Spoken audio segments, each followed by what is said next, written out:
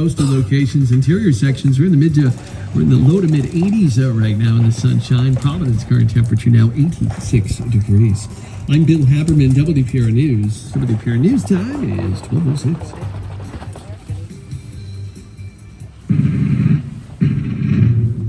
Broadcasting live from the heart of Bristol, this is the Matt Allen Show Independence Day celebration. Now, here's Matt Allen.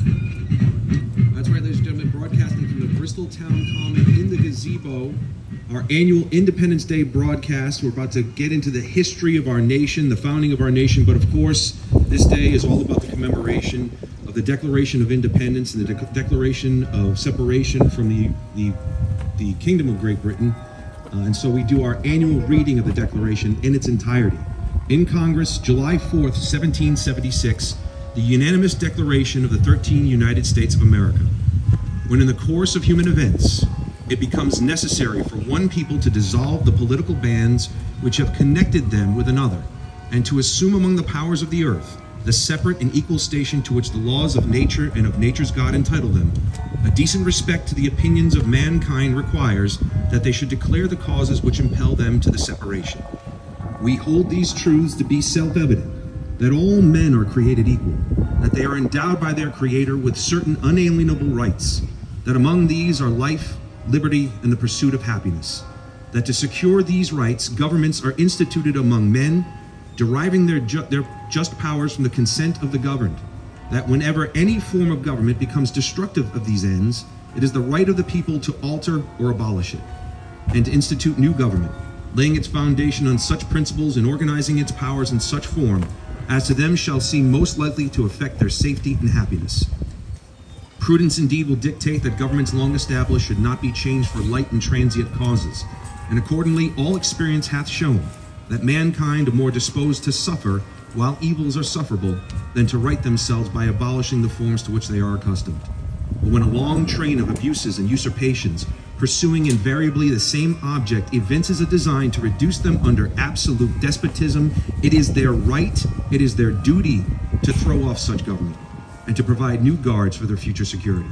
Such has been the patient sufferance of these colonies, and such is now the necessity which constrains them to alter their former systems of government. The history of the present King of Great Britain is a history of repeated injuries and usurpations, all having in direct object the establishment of an absolute tyranny over these states. To prove this, let facts be submitted to a candid world. He has refused to assent to laws the most wholesome and necessary for the public good. He has forbidden his governors to pass laws of immediate and pressing importance, unless suspended in their operation till his assent shall be obtained. And when so suspended, he has utterly neglected to attend to them. He has refused to pass other laws for the accommodation of large districts of people, unless those people would relinquish the right of representation in the legislature, a right inestimable to them and formidable to tyrants only. He has called together legislative bodies at places unusual, uncomfortable, and distant from the depository of their public record, for the sole purpose of fatiguing them into compliance with his measures. He has dissolved representative houses repeatedly for opposing with manly firmness his invasions on the rights of the people. He has refused for a long time after such dissolutions to cause others to be elected, whereby the legislative powers, incapable of annihilation, have returned to the people at large for their exercise, the state remaining in the meantime exposed to all the dangers of invasion from without and convulsions within. He has endeavored to prevent the population of these states, for that purpose obstructing the laws for naturalization of foreigners, refusing to pass others to encourage their migrations hither, and raising the conditions of new appropriations of lands. He has obstructed the administration of justice by refusing his assent to laws for establishing judiciary powers. He has made judges dependent on his will alone for the tenure of their offices and the amount and payment of their salaries. He has erected a multitude of new offices and sent hither swarms of officers to harass our people and eat out their substance. He has kept among us in times of peace standing armies without the consent of our legislatures. He has affected to render the military independent of and superior to the civil power.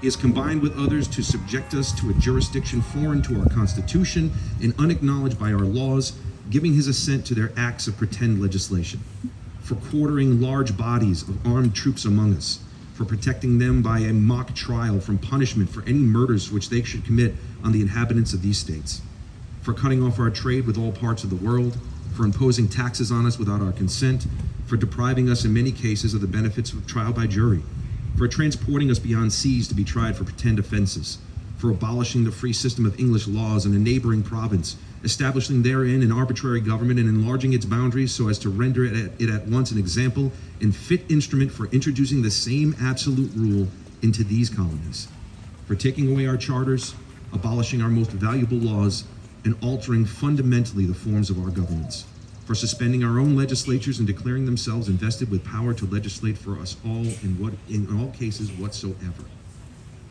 He has abdicated government here by declaring us out of his protection and waging war against us. He has plundered our seas, ravaged our coasts, burnt our towns, and destroyed the lives of our people.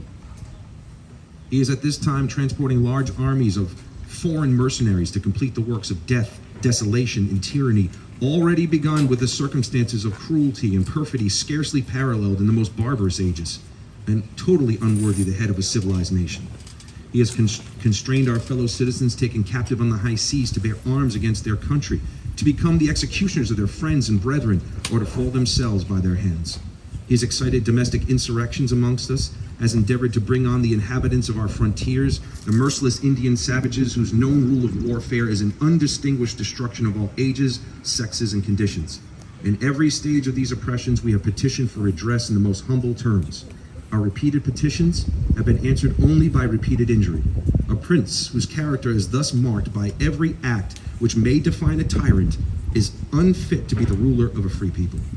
Nor have we been wanting in attentions to our British brethren. We have warned them from time to time of attempts by their legislature to extend an unwarrantable jurisdiction over us. We have reminded them of the circumstances of our immigration and settlement here. We have appealed to their native justice and magnanimity. We have conjured them by the ties of our common kindred to disavow these usurpations, which would inevitably interrupt our connections and correspondence. They too have been deaf to the voice of justice and of consanguinity. We must therefore acquiesce in the necessity which denounces our separation and hold them as we hold the rest of mankind, enemies in war, peace in peace friends.